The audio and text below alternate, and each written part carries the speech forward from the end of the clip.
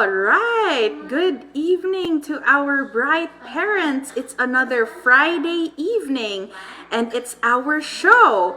So, are you as excited as I am to know what our topic is for tonight? We will be sharing about how to be happy, healthy, and wealthy. So, for our bright parents and our new viewers, Bright Parenting is a community wherein we share tips to become better parents and as well as better financial management. And so, I have invited several guests to talk about different topics. And tonight, we have one of the very special guests, a very good friend and our boss in Sun Life.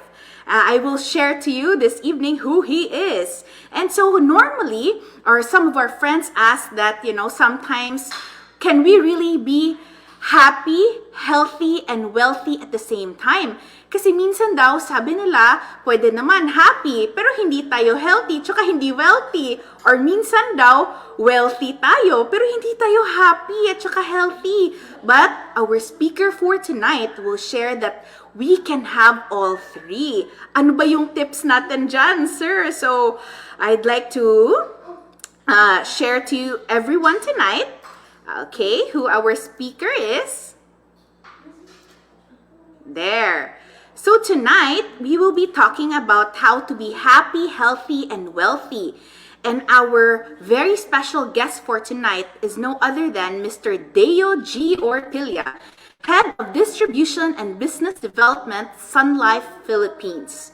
Ayan, and I'm your host, Jennifer Tan, Certified Wealth Planner, or you can call me Bright Jen.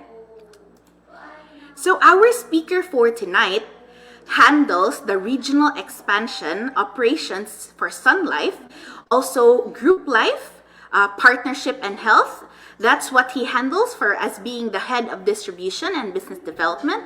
He was a former governor for UP Vanguard, crisis management team member of Sun Life, a trained K9 rescue handler, and he has had over 30 years of experience in several industries, consumer goods, pharmaceutical, and financial service industries, wherein he has held senior management position as well as country head for the previous company in Ciba Vision, Vice President for Sales for Splash Corporation. Wow!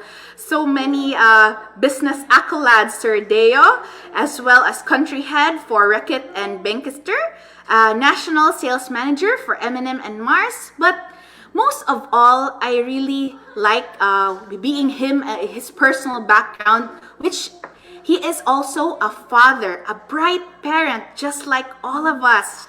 So he is happily married and has an 11-year-old son. And he enjoys reading, sports shooting, Mustang cars, and German Shepherd dogs. So without further ado, let me bring in our speaker. Hi, good evening, Sir Deo. Good evening, Jen. Thank you very much for the invite. I'm happy to be here, and good evening and welcome also to your viewers. All right, Well, sir. yeah. I know Jenny you said, came from several meetings. Yes, sir. Sorry, sir. This is Jenny live. said, Yes, sir. You take the floor. Yeah, as Jenny said, I'm also a parent to now a 12-year-old son. In fact, I just came from a parent-teacher meeting prior to this meeting. And before that, I had a meeting in the office. So again, good afternoon, or rather good evening, and welcome to the Bright Parenting Show of Jennifer Tan. Jen? Wow. So, sir, we have a very nice topic for the evening. Ayan, these were beautifully crafted slides by no less than Mr. Deo Orpilla. All right. Should we begin, Jen? Yes, sir. Yeah. Once more, good evening, ladies and gentlemen. I hope not to bore you in the next 30 minutes. I'm not sure, though, if I could deliver happiness, health, and wealth in 30 minutes. But what I would do is to share some ideas on these three topics. I was informed that most of the viewers are young parents, professionals, business owners and young couples. So we've tailor-fitted tonight's presentation to perhaps speak to you. So let me start by sharing the first slide. Jen, can you go to the first slide? Thank you very much, Uh, Jen. Well, all in right. Sun Life, yeah, Yes, sir. in Sun Life, we're very happy and very proud actually to say that at the heart and at the core of our business is our clients. So at the center of our world is actually you, the audience and listeners of Jenny's show, no? So in this evening, I'll be talking basically of four things. One, our strategy as a team inside Sun Life. Number two, I will very briefly talk about provincial businesses and partnerships. And number three, some health trends that you might find interesting. And lastly, some company protection products or affordable insurance solutions for business owners who are just starting their enterprise. I was told by Jen that perhaps some of the audience in this session could be young couples who are now just starting to build their respective Yes. private enterprises. So I might have some potential solutions for you. Let me also Yes. say that today, the Insurance Commission made it formal that Sun Life, according to their records, still is the number one insurance company in the country. So we remain as the Wow. biggest, the longest standing insurance company in the Philippines. So, but that is all thanks to you, the clients of Jen, and of course, to people like Jennifer Tan. So, with that said, let me now go to the next slide. Jenny, please. Yes, sir. All right. Well, for obvious reasons, we are all in quarantine because of the pandemic. I think that is something that is obvious, especially with the 3 million dead across the planet. No, being healthy, I suppose, is also being realistic. So we must understand our environment. And right now, the last time I checked, there are about 350 million people infected with the virus globally, and about, as I said, 3 million dead. Also, I heard from the United Nations that there are 1.2 billion people whose livelihood were affected by the pandemic. That is our reality right now. So in Sun Life and in our team, we have crafted a strategy to actually continuously engage and service you, our clients, by applying unconventional approach. In three words, our strategy is called adapt, improvise, and overcome. We know that the current reality is challenging and that most of us actually do not even want to venture out of our homes. Therefore, we need to devise a program that will still enable us in Sun Life to service you, our client, despite our limitation and our difficulties. So adapt actually means rapidly adjusting to new realities. And adjusting means understanding what are our realities. Number two, improvise. Improvise means using the available technology so that we can service our clients. And lastly is overcome. Collaboratively overcome the challenges together. So that is how we reframe our approach to the challenges that we now face in our country and even uh, outside our borders. As Muhammad El Arian said, the former CEO of PIMCO, one of the largest investment company in the planet, he said, the world is on a bumpy journey to a new destination and a new normal. Therefore, we need to adapt, we need to improvise, and we need to overcome. Next slide, please, Jen. All right. So how did we help our clients since last year? Well, one of the ways we try to help our clients is through what you see now on your screen. We delivered multiple webinars to continuously provide information, tools, and of course solution to our clients. Yeah, this slide. This is just an example of the 21 webinars we delivered in 2020. I just picked perhaps the top three, and at the same time, the top three talks about different topics. The first one, the one we delivered around May of 2020, talks about the science behind COVID-19. So our speaker back then was Dr. Kenneth Hartigan Go, former undersecretary of the DOH. And what he delivered was a full de force lecture on understanding COVID-19. I hope that some of you actually attended. But don't you worry if you fail to attend. We will continuously promote and design more webinars of similar caliber and topics, and we will inform Jen so that Jen can invite you. The second webinar was on investing. Yes, you heard me correctly.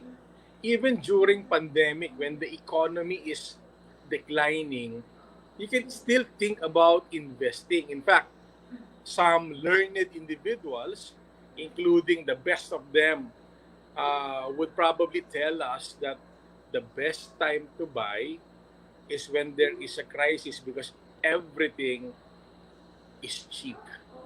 Again, those are the words of the many investment experts that I would listen to. The second topic was about the practical tips on investing with Mr. Miko Sayo, a very experienced stockbroker. No? And the last one on the screen is about protecting legacy. It's all about transferring or preserving one's wealth. Jen also told me that a big chunk of her clientele are actually uh, individuals with large estate. I hope Yes. that you also, Jen, invited some of your clients to attend the session of Attorney Cabrera as he lengthily spoke about how to properly protect, preserve, and transfer one's hard-earned wealth. As we all know, there is a huge tax component to our wealth accumulation. So we don't really want to give everything away in terms of your hard-earned money. So these are just sample of the things that we did for you, our clients, in 2020. Now, you have our commitment that through our strategy, we will continuously deliver similar content in 2021, and we will coordinate with Jen so Jen can invite you with the upcoming webinars that we have in the following months. Can you go to the next Yes. slide, please, Jen? Yes. Now, one of the topic or one of the title, part of the title rather, of Jen in today's session is the word healthy and happy. Correct, Jen? Yes, sir. Yes, so absolutely. So to be happy and to be healthy, you must look at your physical and mental health, correct? So what we did early in this year was to design content, and we looked for speakers that can actually talk about mental health as well as physical health.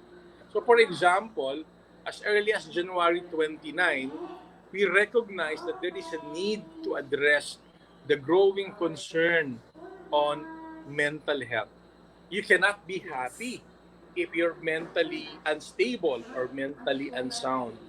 And it's not a bad thing to be mentally unbalanced or mentally a little bit iffy these days, because we are, like for example, where I am living in now, right, in Metro Manila, we've been in basic lockdown, a strict lockdown rather, for practically the last 14 months. And being in a lockdown tends to, toy around or even ruin your mental and emotional makeup. I think that's just being human. We don't really want to be confined for a lengthy period of time inside our respective homes. So, part of the happiness or the mental health engagement was this webinar, ladies and gentlemen, created and for our client, and we had a psychologist by the name of Dr. Jim Ray Baloloy. For 2 hours, he spoke about how to have a healthy and happy perspective. So I hope again that you join us for that session. If not, you can expect us to deliver more uh, similar content. But again, we also have to be practical. To be happy and healthy, you also need to have a significant amount of wealth, because everything these days, of course, realistically needs some resources. At around February 5 of this year, we delivered another very powerful webinar to service you, our clients. We had we invited two brilliant national thinkers in the person of Dr. Celito Habito, the former secretary of the NEDA. And if you attended that webinar, you would have been astounded by his forecast and his foresight as he spoke about the possibility of recovery of our country in the next few months. Basically, what he said back then was the only thing that is standing in the way of a Philippine recovery is vaccination. So if we get vaccinated, eventually our economy will rebound and rebound strong. Now, that is not to say that our country has no uh, systemic problems. We do. And that's the reason why we invited Attorney Domingo Cayosa. Who is he? Well, he is the president of the largest lawyers organization in our country. And he spoke lengthily about the problematic systems of our government and of our bureaucracy. So I suppose if you listen to him, you would have been also astounded by his insights, no? I remember one anecdote that he said that one of the reasons why there is so much corruption in our country was that sometimes the people in government are not really serious in going after the corrupt officials. Yes, they would go to media and say, I caught this and I caught that, no? But sometimes the problem is in the courts. They do not follow through. No? They do not file the right cases in court. So the corrupt officials, you know, get scot-free. Now, I don't want to bore you with politics. No? That's not the reason why we're here. But again, as committed to Jen, to be healthy, we must also take care of our physical health. And in February 26, we delivered another webinar on lung cancer. Lung cancer, I heard from the recent research, continues to be, I believe, the number 2 or the number 3 top cancer killer in our country. So, of course, if you fail to catch that, don't you worry. In the next few months, we will deliver more content similar to this that will help guide you protect not only your wealth, but also your physical health. And again, going back to mental health, we also delivered a webinar, but this time exclusively for our advisors. We also need to take care of people like Jen. So that when we take care of Jen, Jen can take care of you. So we invited Jen to attend a Windows coaching series. No? This is a self-help, self-motivation coaching webinar that allowed our advisors to, in a way, refresh their perspective in their business and in life. So let's go to the next slide, Jen. So ladies and gentlemen, I have spoken about the content, the digital content that we delivered in 2020. Again, we delivered 21 client webinars dedicated for you. In 2021, we have started, and I believe we have so far delivered roughly 6 client webinars. So please always keep in touch with Jen regarding our schedules for the next few weeks and months. I assure you, uh, once you try our webinars, you will not regret it and you will not waste your time. Now, but don't take my word for it. Listen to clients and advisors as they gave feedbacks regarding our webinars. Listen to Miss Bangeline Valencia. She said, to our speakers, you are such a huge blessing. Thank you, Sun Life Leadership Team 2. In Christ, the future is bright for our nation. Always grateful that Sun Life is part of shaping our nation's future positively. So this is just one of the many feedbacks that we've gotten from our clients and our advisors. Another one is from Sam Rayala when he spoke lengthily about Dr. Go, one of the speakers of the webinar that I just showed you. He said, and I quote, Dr. Go, I think the next president should appoint you as the Secretary of the Department of Health. They have better understanding of how to manage our healthcare system than the present DOH secretary. No, we're not here to criticize, no? I'm just reading a feedback from one of our viewers. Jen, can we go back to the next slide? Back or forward, sir? Go to the next rather.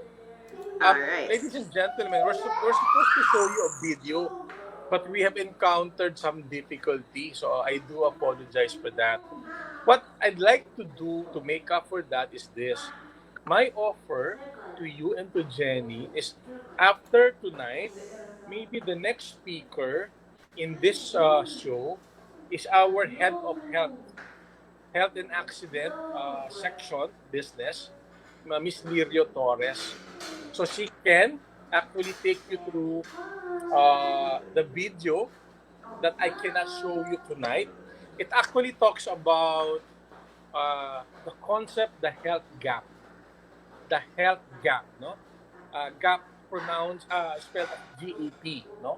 Meaning, this video was supposedly designed to show you, for example, how much does it take in our country, the Philippines, to manage or to cure breast cancer.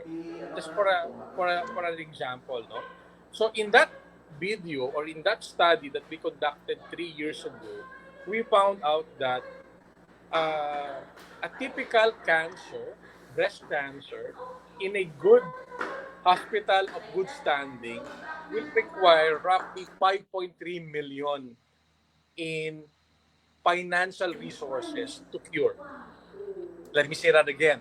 A typical breast cancer in a hospital of good standing in our country, you would need 5.3 million to manage that illness. That's a lot of money. That's a lot of money. You're correct, Jen. No? And I think we did a study on 5 diseases. How much does it cost? And how much will PhilHealth and your HMO card will give you?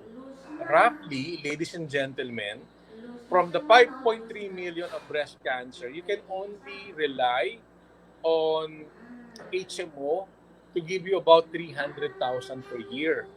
And another, if I'm not mistaken, another 500,000 from your PhilHealth. So that's roughly 800,000. in total support. The balance is the gap. That's why it's called the health gap. The difference between 5.3 and 800, or roughly 4 million, will come from your pocket. Therefore, the conclusion is if you do not purchase health insurance ahead of time, then you will have to produce 4 million. Oh, so please stay in touch with Jenny because the next episode might feature and might show the video that I have failed. My apologies to show you tonight. Jen, can we go to the next slide? This slide, please. Okay. Um, well, since I failed to give you the the video, let me now try to give you another research that we did quarter 4 of 2020. So this is research fresh from the oven as you speak, no? As they say. Here are 6 insights that we learned from that research. Again, ladies and gentlemen, if you will keep in touch with Jen, in the next episode, we will give you the details of this research. But for tonight, let me give you the 6 most powerful insight of that research. All right. Well, the first one is being in good health condition is a top priority. When Filipinos were asked about a survey, they considered really as health as a top priority. No-brainer naman yon, di ba? Jen, can you click? Thank you. All right. No, sorry. Can you go Okay, back? sorry. My apologies. All right, Yeah. sir. Let me just highlight Can you click back one slide? Just click Back back. to the. All right. Yeah, I just need to focus on square number 2. So square Okay, number square 2, number ladies 2. and gentlemen, talks about after the survey, the second insight that we learned is that many believe that health insurance and health fund allocation are necessary. So let me say that again. The research showed us that Filipinos, all of us, health is important. And number 2, they said yes, health insurance is a must-have. No? So again, no-brainer naman yan, Deo. But number 3 is this. 8 out of 10 Filipinos also think they're healthy. Right? No? So again, Deo, no-brainer naman yan. But here is the kicker of our research. No? We found out, ladies and gentlemen, that in 2020, focusing your energy, your attention in 2010, 2020, we found out that if you go to a hospital because you are sick, chances are, if you had 100,000 in total bills, on the average, the majority of the respondents of our survey said 60% of the cost came from their savings. This is the unfortunate matter if you do not have health insurance. Jen, please click the next one. Thank you very much, Jen. Number Yes, 5 sir. insight talks about, eto na, no? Despite saying owning an insurance is a necessity, many are not yet insured and many are not ready for medical emergencies. Ladies and gentlemen, only about 15% of Filipinos in this country are insured. I hope and I pray to God that you are not one of them. Because, yes, I believe Filipinos have a tendency to, I call this posturing. I know I need insurance. I believe I know insurance. I need insurance, but will I spend and act on this need? Ladies and gentlemen, unfortunately, about 85% of our countrymen still refuse to act on it. So I hope you're not one of them because, obviously there are consequences if you are. Next slide, next box. Jen, please. Yes, sir. And yes, when we finished our research, we found out of the many thousands of people we surveyed, only 10% are actually ready for health improvements. Now, we've heard of all the bad stories, di ba, during the pandemic, that sometimes you are refused entry into hospitals, not only because they're full, but sometimes we do not have the resources to pay. That is an unfortunate reality in our country. Jenny, next slide. Sir, we have Yeah. comments from our viewers and they're All right. saying, Jaisal says, wow, I'm excited, ang galing. And Jeff says, go Sir Deo, go Bright Jen. And these are nice strategies that we have in Sun Life. And this is a nice learning session and we're learning a lot. So, yun lang, sir. And Thank also you. from Zaira, you have Thank fans. you. Thank you, Jason and Jaira. Well, further to the insight that we've learned from the research are five more, we call this pandemic adjustments, meaning the people that we surveyed represent our entire country. No? That's how our research are done, di ba? Uh, I think we've collected about 5,000 respondents. And mathematically and statistically, they're supposed to represent the entire country across the regions, across ages, and across economic classes. Here are other five items how Filipinos adjusted to the pandemic last year. It says that 46% of our countrymen were and are still struggling. The top challenges, number one was health. And number three, places visited, well, it's obvious, no? Drugstore and hospitals and of course groceries. I know this, no? Because I'm the one who goes to the grocery for my family. Ako ang taga-pamalengke, Jen, ano, ng aking pamilya. Oo. Spending activities, well, notable decrease in apparel and beauty products. Obvious naman yon, di ba? Dahil hindi ka lumalabas ng bahay, hindi ka bumibili ng mga damit. No? Dahil hindi mo naman gaanong kailangan. And pandemic activities, well, obviously, this is an example of the adjustment. And I salute you, Jen, for designing such an important and realistic and relevant tool for you to engage and service your clients. I applaud you. Thank you very much, and I Thank you, salute you. sir. Yes. Yeah. To help our community also, sir. Of course, This of course. online platform is a very big help, sir. Yeah. So, ladies and gentlemen, and Jen, and friends of Jen, the last few slides, I spoke lengthily about the importance of being mentally and physically healthy, as well as being happy, no? Because we need to Yes. take care of our mental health. In the next few slides, I will now focus on the clients of Jen who owns companies, or Right. also to the young couples who are just starting to build their private companies. So, Jen, if you don't mind, can we go to the next slides? All right. All right. Thank you. Just please show the entire slide. All right, sir.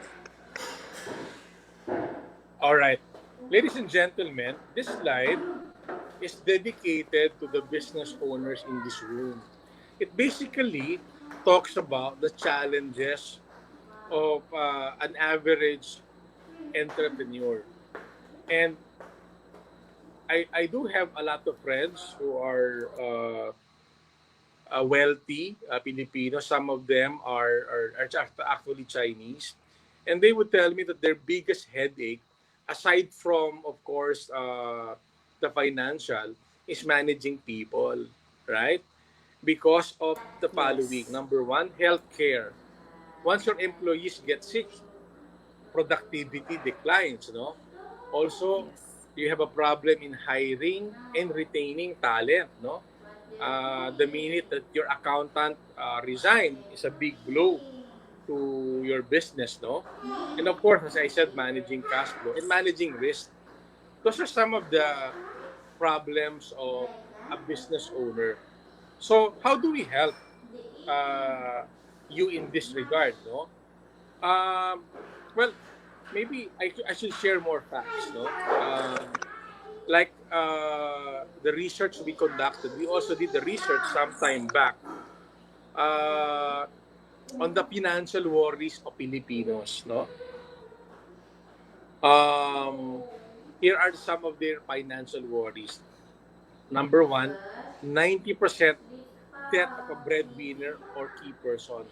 I think I listened to Jen tell her personal story about this. No, I almost cried, Jen, Yes. when you told your Talaga, sir. personal story. So I Oo. believe you can relate Yes, to sir. item number one. When the breadwinner of the family dies, it really is a devastating event in one's life. No, another concern of Filipinos is that uh, critical illness. No, number three is becoming old, and number four is the inability to pay medical expenses. So, as you can see, our research are all connected. The Yes. other slide, I told you that in our country, in 2020, if you get hospitalized, 60% of the bill will have to come from your savings. That's okay if you have millions and millions of savings. But if you only have 3 million in savings, or even let's say 5 million, and you have breast cancer, you would have to produce 5.3 million Wow. in resources to manage that breast cancer. So there you go, no?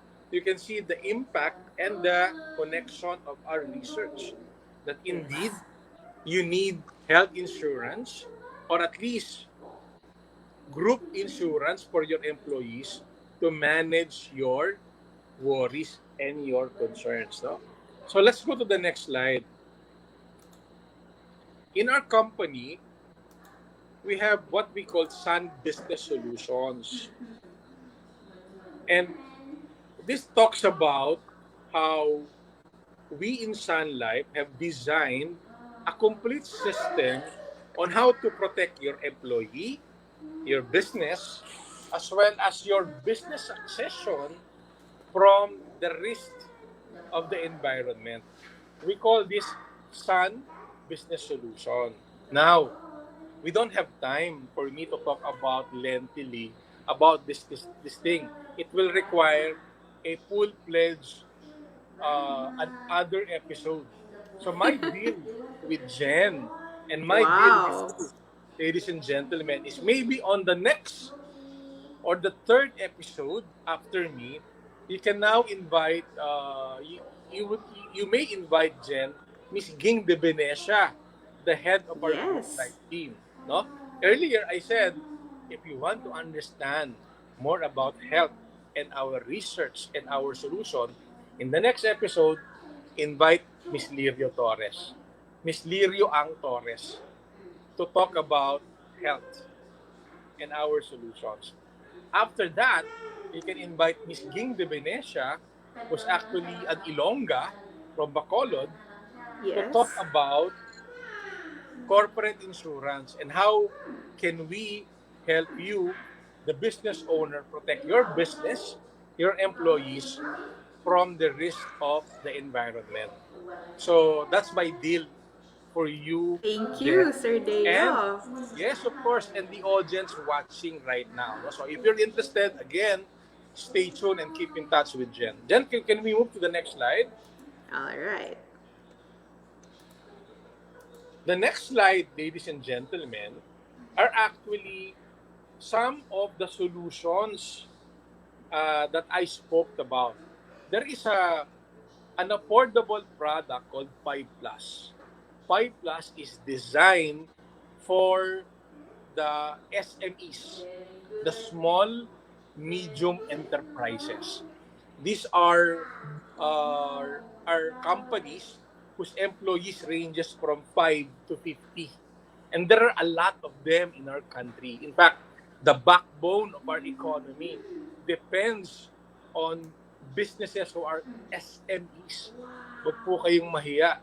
Be proud because you are, together with the OFW, are modern day heroes. No? Without you, our economy will not function. So therefore, Sun Life prepared a ready-made. It's like buying a shirt. You can just wear it the minute you buy it. So 5 Plus is like that. It's like RTW, ready to wear insurance. So again, if you're interested, again, contact Jen in the next episode. There's also called Fun Family Group, which is again an RTW insurance for your employees so that they can also protect their loved ones. Teo, why is that important? Let's face it, ladies and gentlemen, an employee who is not focused in her work will not be a productive employee. So I beg you and I appeal to you to stop looking at insurance as a cost. You must look at insurance as an investment to your company and to your people. No amount of salary or no amount of good relationship will fix an employee's problem if his son is sick in the hospital and he has no resources to pay for it.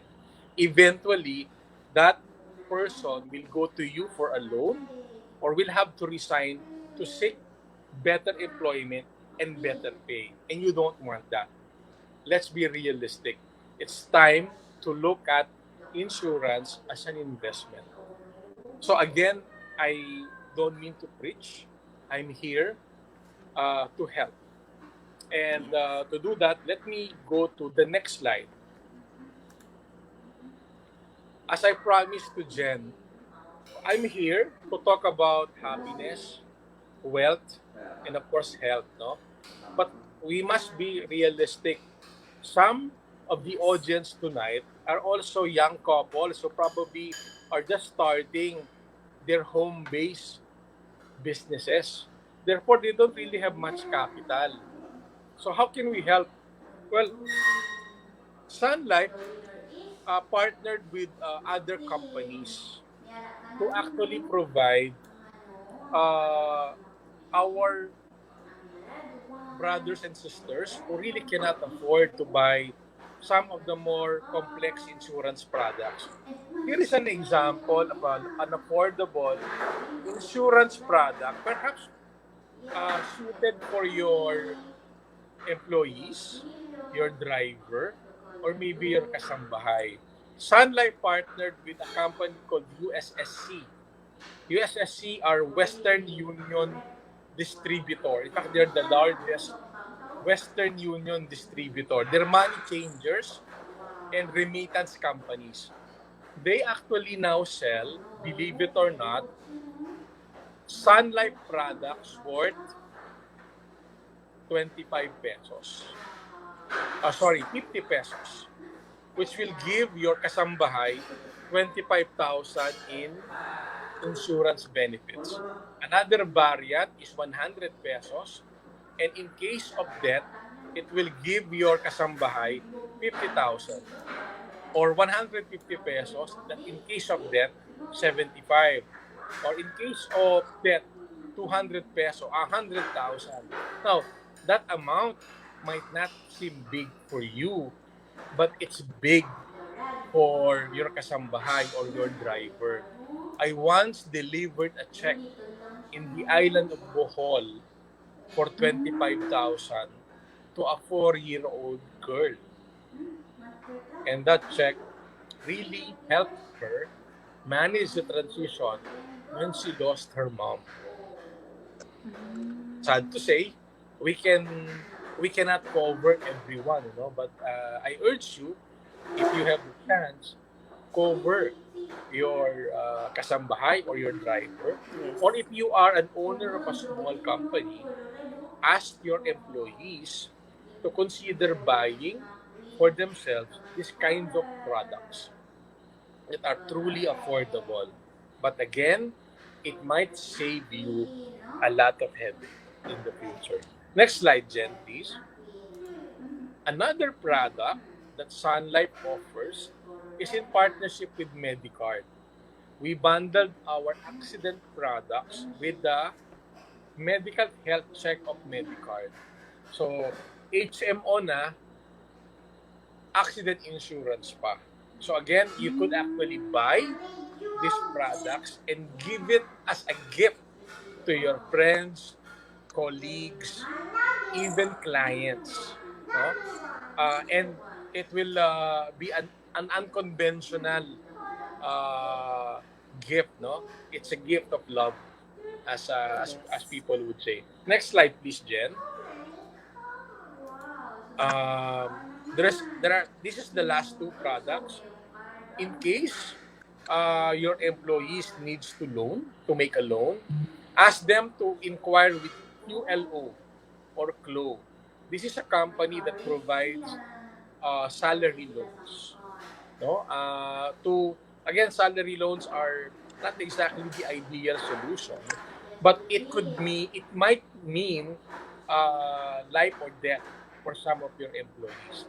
And every time they get a loan from CLO, there is an accompanying personal accident insurance. Lastly, talking about health, we are about to launch, and you are the first people to hear this outside Sunlight. Wow. Yes, Jen. No, we partnered with a company called Kitika. They are a telehealth company. What is a telehealth company? These are the companies that they have apps that when you have them on your phone, it can give you access to 24/7 medical consultation, Wow. uh, medicine delivery, and diagnostics digitally. So what we did was to bundle our accident insurance product with what they are offering to their clients. So again, this is another unconventional way of Sun Life trying to help the Filipino business and the Filipino community as we struggle today with the pandemic. Di ba ang pinakamasakit sa ulo ngayon? In fact, my wife, this morning, I had a conversation with her. Her colleague in the office was diagnosed with COVID-19. But now, she's a mother with a 3-month-old child with a young husband who's also COVID positive. And her in-laws are also COVID positive. Who will they call to Yes. get some help? This is a solution. No? A Kitika, a telehealth company, might have the solution for them to get in touch with their doctors while they are in quarantine. Maybe they can expect medicine delivery in the comforts of their homes. These are the technology solutions that we are now beginning to offer the Sun Life client, the Sun Life community, and the Sun Life partners. No? Wow. So I Very hope, nice. so I hope in the next few months we would be able to launch this and keep in touch again with Jen, because Jen is your bridge for a brighter day ahead and for more health and financial solution. Jen, can we go to the next slide? Now, I'm speaking from BGC. And of course, Jen is in Iloilo. Yes. And I only have 2 more slides before I say goodbye to you. And before I say goodbye, let me highlight Sun Life's commitment to the island of Panay, to the Ilonggos, by letting you know that in the next few months, we will enhance our presence in the island of Panay. Currently in Iloilo City, we have 4 offices already, ladies and gentlemen. Ano? So if you need us, we are there in Iloilo. And Jen can help you with the directions should you want to visit our office. But Let me tell you that we are entering and we are going to enhance our presence in the island, or rather in the cities of Rojas and Calibo. So if you are residents or if you have businesses or relatives in the cities of Rojas and Calibo, we are going to enhance our presence there by introducing more products and services in those cities. No, uh, this is my last slide. We will be going and enhancing our presence in both the cities of Calibo and Rojas to show to the Ilonggos and to the even to the Cebuanos that Sun Life is here and Sun Life is here to stay. With that, good evening. Thank you very much. God bless. And if you have questions for me, I will be with you for the next few minutes. I hope I did not bore you and did not waste your time. Thank you very much. Wow, bravo, Sir Deo. That was Thank really you. a concise presentation and very detailed research as well. And perhaps, Sir Deo, since our audience doesn't really have a lot of question, and I just wanted to really thank you for the opportunity, sir. And in the next upcoming episodes, there will be more detailed speakers in charge for group or corporate planning, as well as our health partners. And and I'm also very happy, sir, that especially in the province of Panay and Iloilo, Rojas, and Calibo, we are going to have more expansion offices here. So I want to thank the viewers. And of course, thank you so much, Sir Deo, for a great evening. I have asked so much of your time, sir, and you are here to support us in the bright parenting. So Jeff says, thank you, Sir Deo, and we learned a lot. And so, bright parents, thank you for a great evening. And I just like to, because you stayed till the end, I'll just share to you that we have some, where's that? Okay, for those who likes to get to know about more health, we have a webinar for tomorrow. It's Why We Crave, Understanding the Root Cause of Cravings and how this could be linked to deficiencies. So this is happening tomorrow via Zoom. You can scan this to register. So just like me, sometimes I have a hard time in my diet. So I will be attending this, and this is for free, so you can join this tomorrow at 10:30 a.m.